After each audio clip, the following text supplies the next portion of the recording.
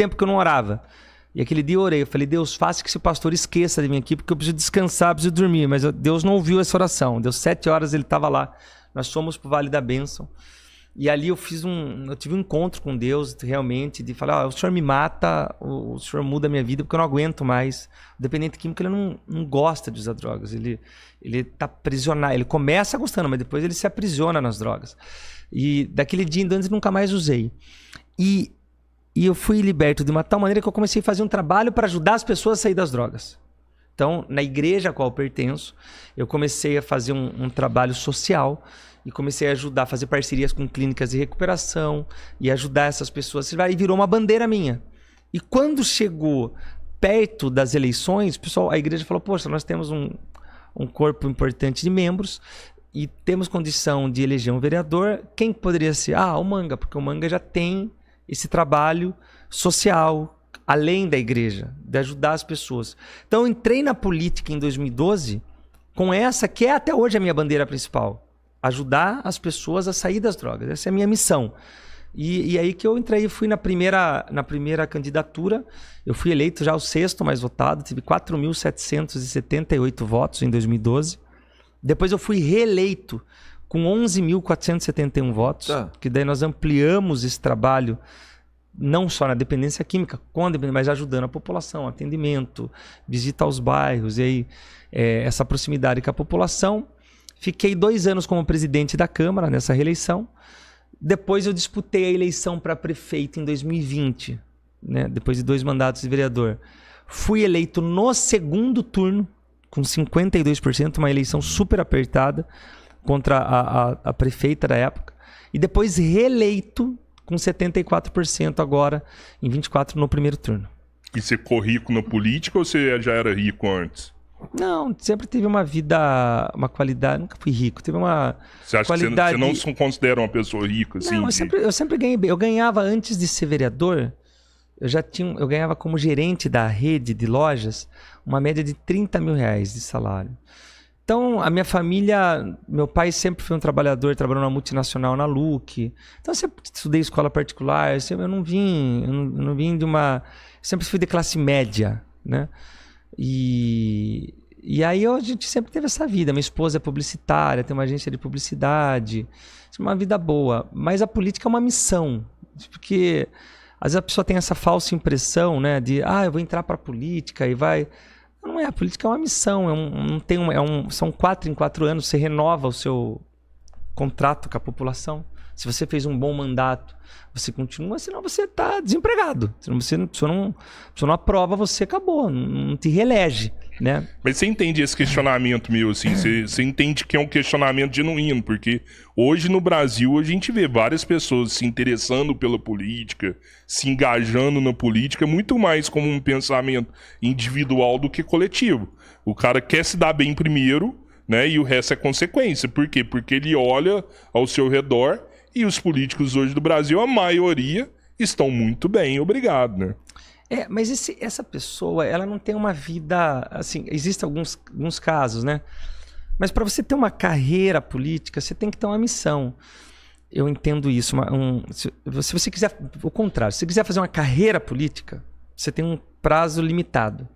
Agora, se você entender que é uma missão, você tem uma vida longa na política. Porque você abre mão...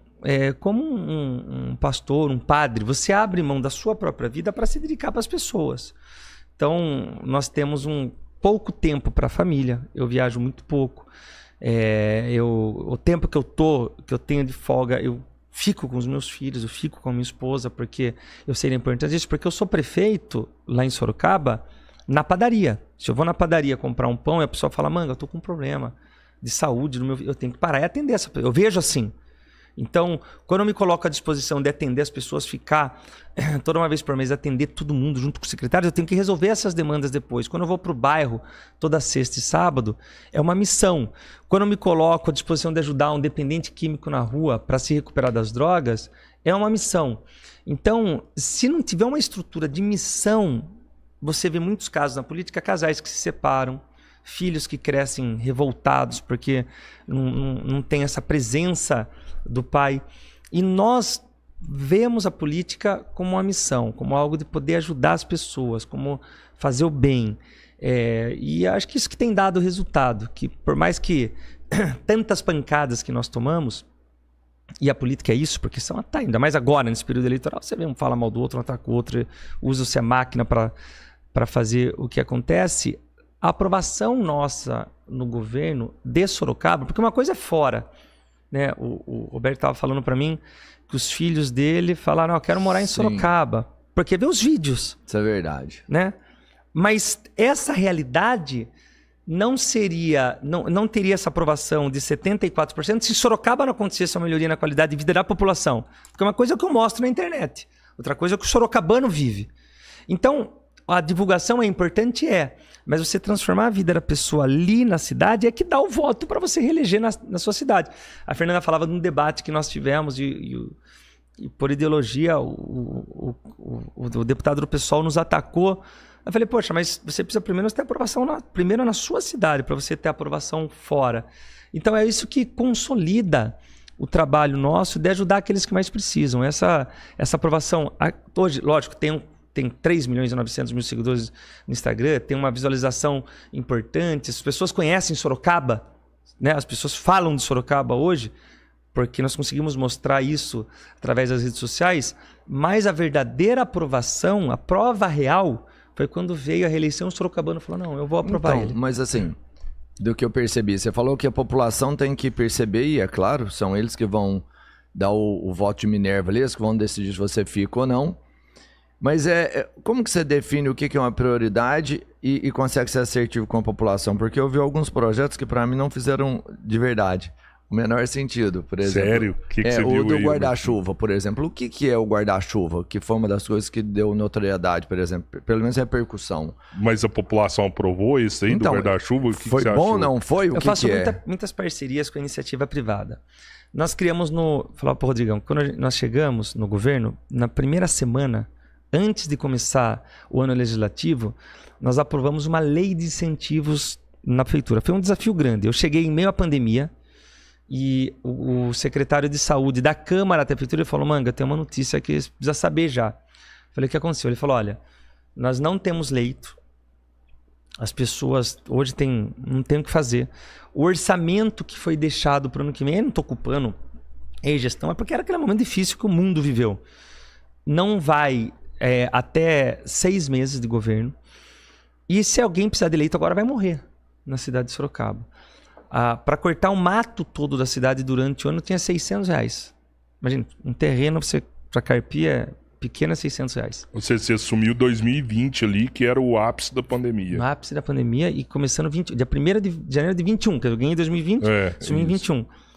E eu cheguei, eu falei, liga pro padre Flávio que cuida da Santa Casa. Eu falei, liga para ele, contrata leitos, vamos dar um jeito de pagar. E aí fizemos a primeira reunião de secretariados, e eles mostraram a realidade da prefeitura, que tem aquela transição, falaram, não tem dinheiro, então o que nós vamos fazer? Ou a gente sobe passe de ônibus, ou a gente sobe IPTU, te cria taxa de iluminação na cidade, ou a gente não vai ter dinheiro. E aí, um dos secretários comigo tinha uma visão diferente, falei, não, se eu subir imposto, eu vou sangrar mais a população, eu preciso trazer empresa para cá, eu preciso fazer alguma coisa diferente. E nós fizemos uma aposta que foi perigoso, e nós aprovamos uma lei de incentivos isentando impostos municipais, para tornar o nosso parque tecnológico, as indústrias vir para Sorocaba, tudo que gerasse emprego, essas pessoas poderiam vir para Sorocaba tendo isenção de impostos. E acreditamos nisso. E deu tão certo, daí eu falo que foi a mão de Deus também. Você zerou os impostos. Eu zerei imposto para vir para Sorocaba. E os que já estavam lá, não era um problema para o cara que já estava lá pagando ali? Não, porque é uma máquina. E aí que é a diferença. Então a Toyota fechou toda a sua produção, foi para lá, a Flash foi para lá, a JCB ampliou. E você deu terreno para os caras para ir para lá? A Parque Tecnológico abri, dei terrenos para concessão de 30 anos para abrir. Nós saímos de um orçamento de 3 bilhões para 6 bilhões de um mandato para o outro, de orçamentos. Não aumentamos 1 centavo de imposto, de taxa, de tarifa de ônibus. Conseguimos com esse aumento trocar os nossos ônibus por ônibus novos, com ar-condicionado. Colocamos LED em toda a cidade. Sorocaba é uma das poucas cidades do Brasil que não cobra a taxa de iluminação.